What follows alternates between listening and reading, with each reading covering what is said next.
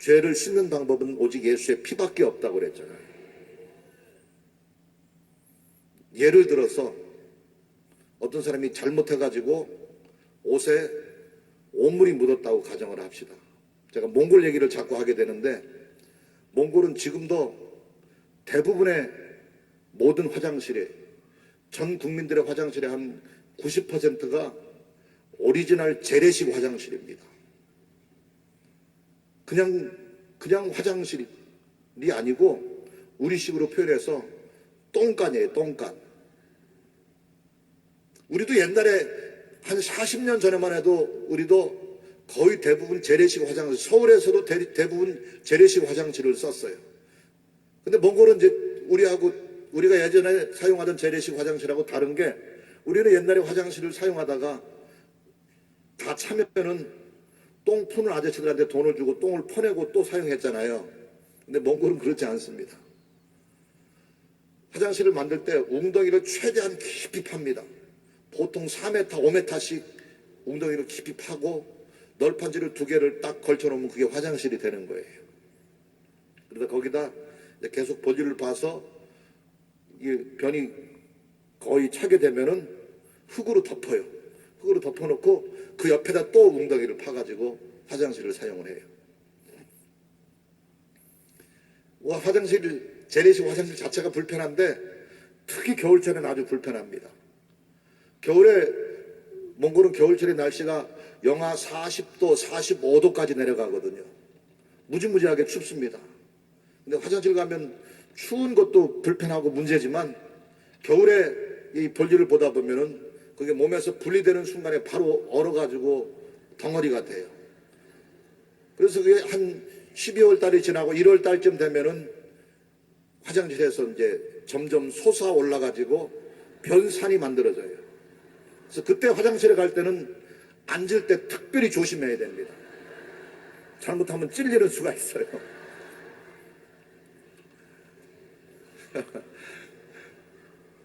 근데 어떻게 하여튼 잘못해서, 예를 들어서 잘못해서 이 재래식 화장실에서 사용하다가 뭐 똥물이 튀었는지 어떤지 해서 옷에 똥이 묻었다고 가정을 합시다. 그럼 옷에서 무슨 냄새가 날까요? 구린내가 나겠죠. 그래서 이 구린내를 없애는 방법은 뭐가 있겠어요? 한 가지밖에 없어요. 빨아야 되는 거예요. 깨끗하게 잘 빨아야 되는 거예요. 그런데 대부분의 이 세상의 어리석은 죄인들은 죄의 오물이 묻어 있을 때 이것을 빨려고 하지 않고 그것에 다른 천을 더 씌워가지고 덮으려고 합니다. 아니면 그 냄새가 나니까 냄새를 없애려고 거기다 향수를 막 뿌려놔요. 향수를 뿌리면 잠깐 동안은 그 구린내를 향수 냄새 때문에 없어지게 할 수 있을지 모르겠지만, 이 세상의 어떤 향수도 구린내를 이기지 못합니다. 시간이 지나면 지날수록 향수 냄새는 다 날아가 버리고 더 이상 야릇한 구린내가 날 거예요.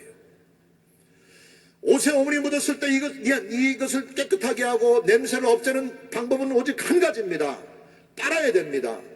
마찬가지로 우리의 죄와 허물의 모습들이 발견된다고 한다면 그것을 청산하고 씻어야 되는 거예요. 무엇으로? 예수의 보혈로, 예수의 피로 씻어야 되는 것입니다. 그러므로 우리가 즐겨 부르는 찬송 중에 예수 십자가에 흘린 피로써 하는 찬송이 있어요. 거기 3절에 보면 모든 죄에 더러워진 예복을 주 앞에 지금 다 벗어서 샘물같이 솟아나는 보혈로 눈보다 더이게 씻으라, 이렇게 찬송하고 있어요. 이 찬송을 흔히 우스갯소리로 하기를 세탁소 주인들이 좋아하는 찬송이라고 그런다는데, 여러분,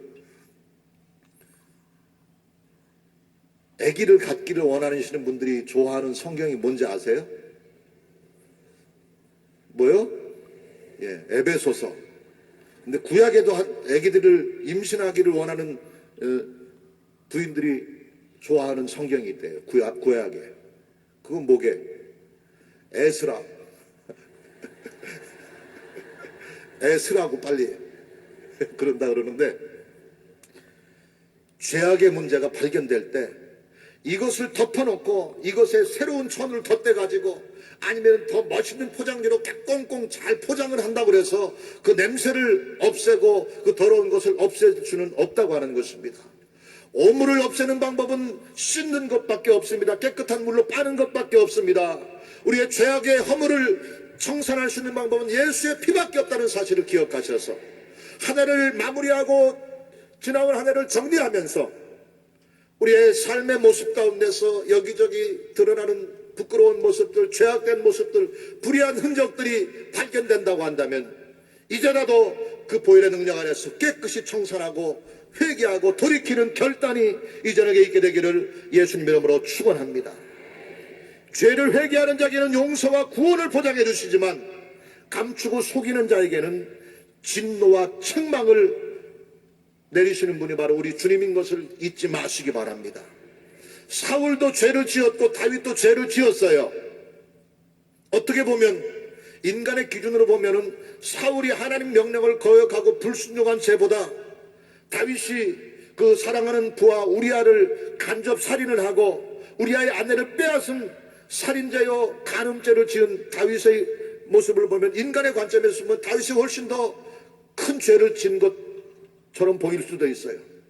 그런데 다윗은 하나님의 은혜와 자비를 힘입었고 사울은 하나님의 버림을 받았어요. 그 이유는 오직 한 가지입니다. 크든 작든 죄를 지었을 때 그 죄를 회개하고 주님 앞에 통회하며 청산한 자에게는 자비와 긍휼을 주셨지만 변명하고 끝까지 핑계댄 자에게는 하나님의 진노와 책망과 버림이 있었다고 하는 것입니다. 베드로와 가룟 유다의 경우를 통해서도 우리는 확인할 수 있습니다. 스승을 배반하고 팔아버린 가룟 유다나 내가 죽기까지 예수님과 함께하겠다고 큰소리쳤던 베드로였지만 예수님이 로마 병정들에게 잡혀서 고통당하고 핍박을 당하고 어려움을 당할 때에 예수님을 바라보면서 계집종 앞에서 로마 병정들과 유대인들 앞에서 나는 저 사람을 모른다, 예수님을 부인하고 맹세하고 저주하면서 예수님을 모른다고 배반했던 베드로의 모습이나 똑같이 용서받지 힘든 큰 죄를 범한 죄인이었었습니다. 그러나 베드로는 맹세하고 저주하면서 예수님을 부인한 후에 닭이 우는 닭소리를 듣게 되었고 마태복음 26장 75절에 기록하고 있는 것처럼 이에 베드로가 예수의 말씀에 닭 울기 전에 내가 3번 나를 부인하리라 하신 말씀이 생각이 나서 밖에 나가서 심히 통곡하며 회개하며 기도했기 때문에 베드로의 그 죄는 용서받았고 다시금 그를 통해서 위대한 사도의 사명을 감당하게 하셨고 마침내 십자가의 거꾸로 매달려 순교하게까지 하신 위대한 종으로 삼으셨지만 가룟 유다는 끝까지 자신의 죄를 회개하지 아니하고 돌이키지 아니했기 때문에 양심의 가책을 견디지 못하고 결국은 스스로 목매달아 자살하게 되었고 사도행전 1장에 보면 가룟 유다의 마지막을 너무나 끔찍하고 비극적으로 기록하고 있습니다. 폐가 터져 창자가 밖으로 흩어져 죽게 되므로 가장 비극적인 종말을 맞이하게 되었다고 성경은 기록하고 있습니다. 아나니아와 삽비라의 사건을 우리는 기억합니다. 성령을 속이고 끝까지 죄를 회개하고 통회하지 않은 자에게는 죽음이 있을 뿐이고 진노와 심판과 형벌이 있을 뿐인 것을 기억하시기 바랍니다. 오늘 본 말씀 갈라디아서 6장 7절에도 스스로 속이지 말라, 하나님을 업신여김을 받지 아니하시느니라 말씀하고 있습니다. 한 해를 마무리하면서 지나온 11달 반 동안에 우리 각자의 삶을 되돌아보면서 감추어 놓은 죄악은 없는가, 은폐한 죄악은 없는가, 나만 아는 비밀이라고 생각하고 적당히 덮어두고 혼자만 아는 비밀로 간직하고 대충 넘어가려고는 죄악된 모습들, 불의한 모습들은 없는가 되돌아보고 점검하면서 그런 모습들이 발견된다고 한다면 이제라도 깨끗이 청산하고 잘 정리하고 주님 앞에 회개함으로 신앙의 연말정산 잘함으로 감사 안에서 유종의 미를 거두고 송구영신할 수 있게 되시기를 예수님 이름으로 축원합니다.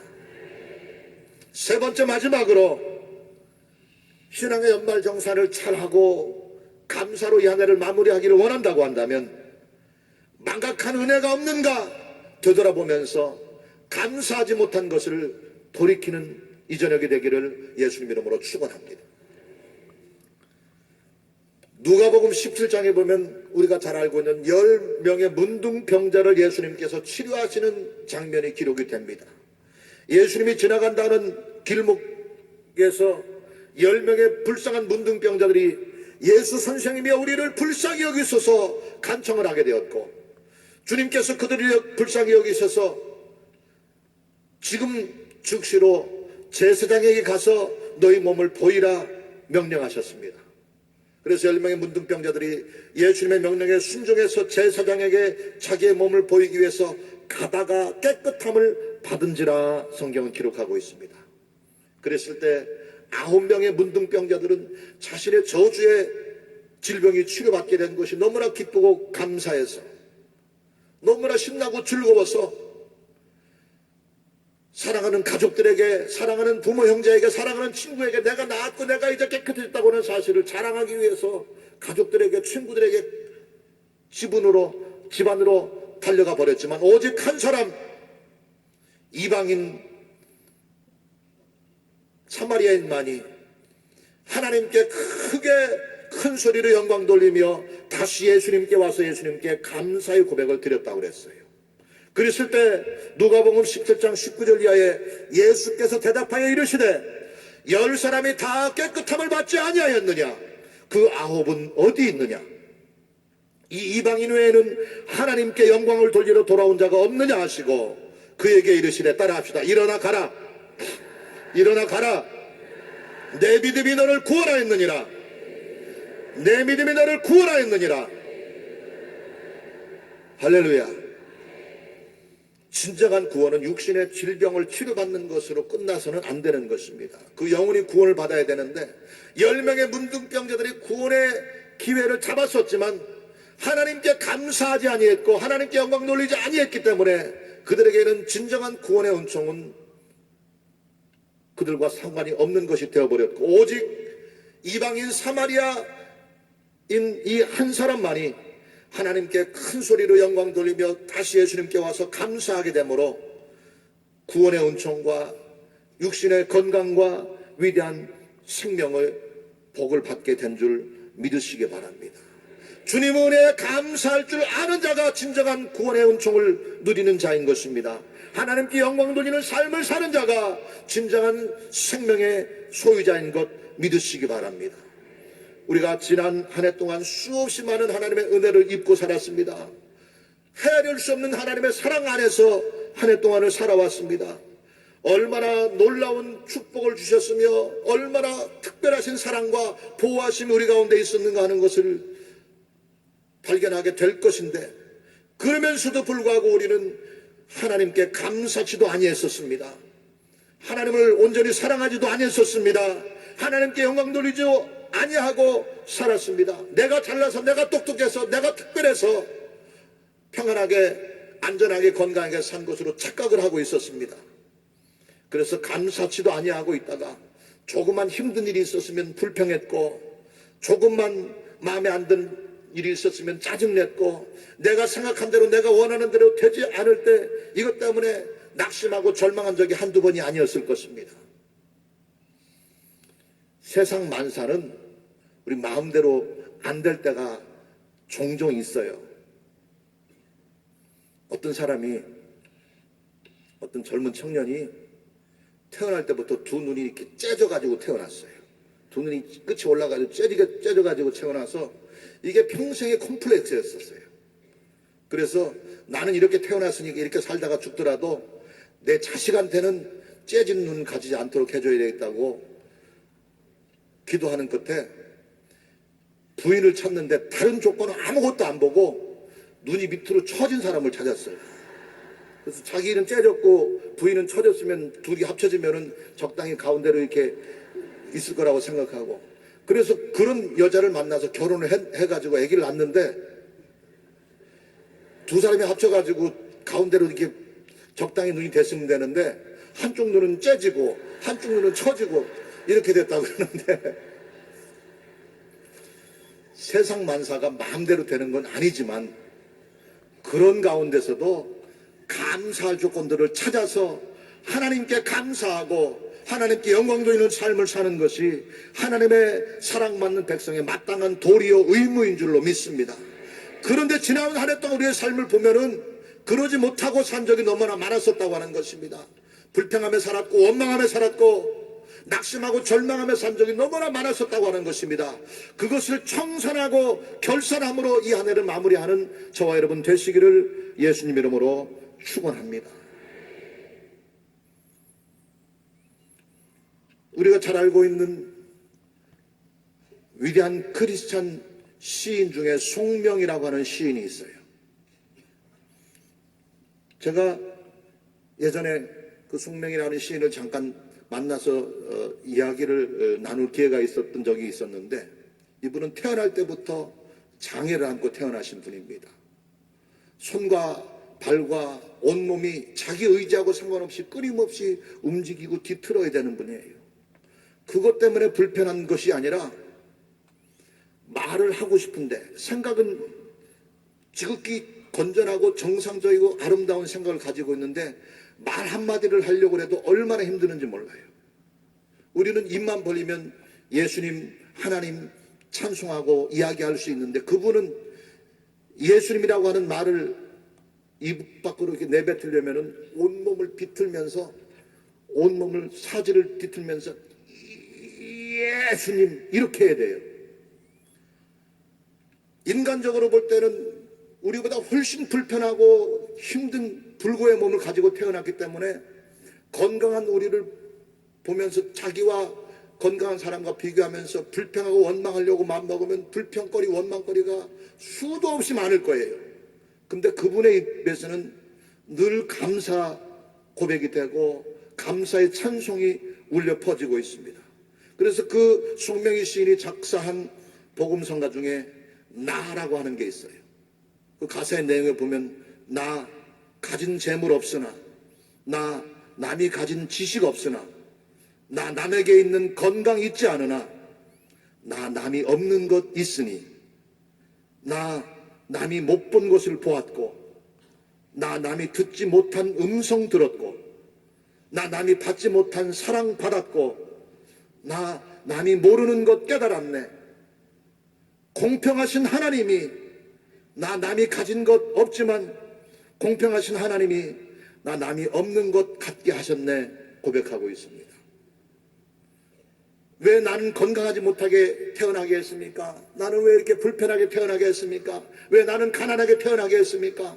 왜 나는 내 의지로 편안하게 앉고 일어서며 걷고 행동할 수 없게 태어나게 했습니까? 불평하려고 마음먹으면 불평거리가 무궁무진하게 많았겠지만, 그는 다른 믿음의 눈으로 남이 가지지 못한 것, 하나님께로부터 내게 주신 것이 얼마나 귀하고 아름다운 것인가 하는 것을 발견하게 되고, 그 하나님 앞에, 하나님은 불공평하신 하나님이 아니라 공평하신 하나님이다.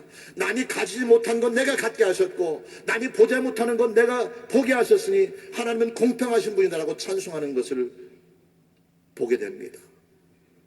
우리 안에 이와 같은 감사의 고백이 있어질 때 비로소 2011년 한 해를 감사로 마무리하고 결산할 수 있는 성공적인 믿음의 사람이 될 수 있게 될 줄로 믿습니다.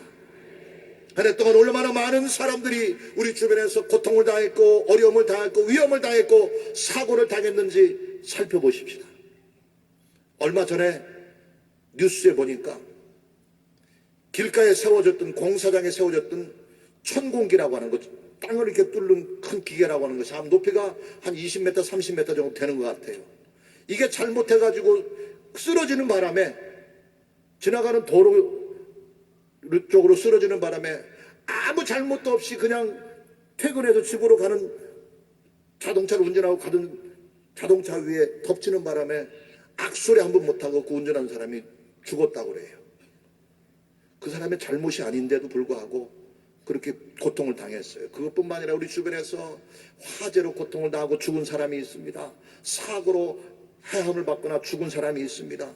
교통사고 때문에, 온갖 강도와 위험 때문에, 홍수 때문에, 지진 때문에, 재난 때문에 쓰나미 때문에 수많은 사람이 고통을 당하고 죽임을 당하고 상함을 당하는 일들이 지나온 한 해 동안도 우리 주변에서 끊임없이 일어났었어요.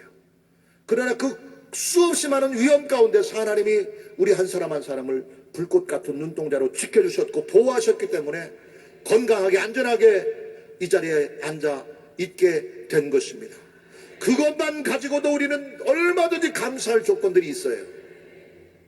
그런데 감사하지 못하고 살았어요. 불평하며 살았어요. 원망하며 살았어요.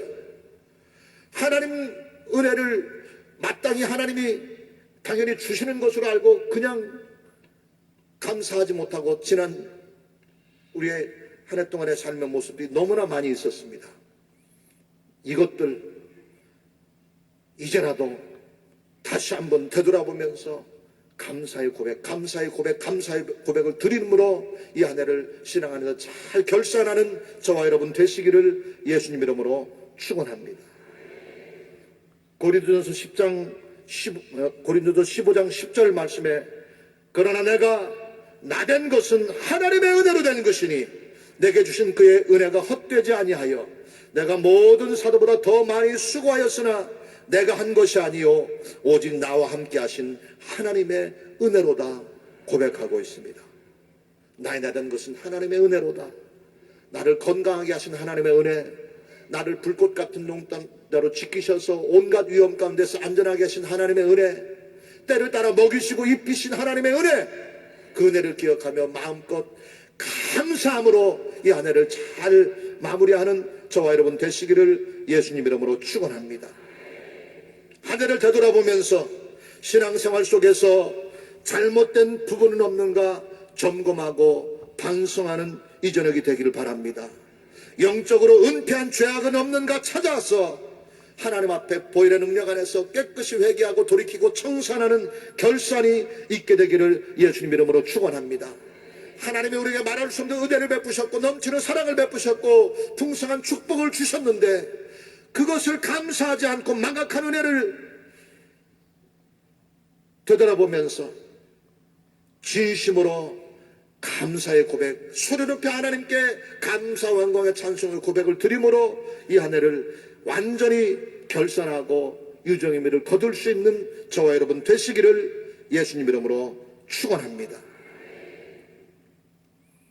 지나온 11달하고 보름 동안 2011년 한 해 동안의 우리의 삶을 되돌아보면 걸음마다 자욱마다 흔적마다 삶의 순간순간마다 불평뿐이었고 원망뿐이었고 부끄럽고 죄악된 모습뿐이었고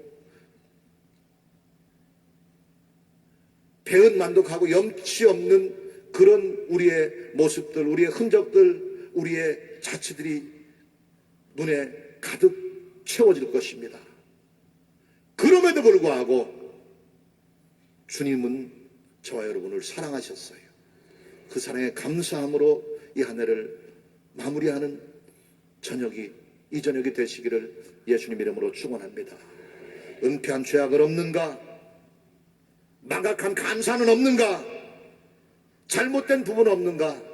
이 세 가지를 잘 점검하고 반성하기 위해 우리 자신을 되돌아보고 결산하는 이 저녁이 되시기를 예수님 이름으로 축원합니다. 기도하겠습니다. 하나님, 지나온 2011년 11달 반 동안을 되돌아볼 때 우리의 삶 가운데 온갖 잘못된 것들 투성이었고 은폐한 죄악과 불의한 것들 투성이었고 말할 수 없는 은혜와 사랑과 축복을 받았으면서도 감사하지 못하고 배은망덕하며 살았던 부끄러운 우리 자신을 발견하게 됩니다. 이제 남은 보름 기간 동안이라도 우리의 실수와 우리의 허물과 우리의 잘못을 되돌아보고 점검하며 잘 마무리하고 결산하는 결단의 이 저녁이 되기를 원합니다. 잘못된 부분을 돌이키게 하옵소서. 은폐한 죄악을 회개하게 하옵소서. 감사하지 못한 은혜를 기억하며 마음껏 하나님께 감사의 고백을 드리는 우리 되게 하시어서 신앙 안에서 유종의 미를 거두며 아름다운 열만을 결산을 하게 하시고 더 큰 꿈과 소망 가지고 희망과 축복의 2012년 새해를 준비하는 우리 모두가 되게 하옵소서. 예수님 이름으로 기도드리옵나이다. 아멘.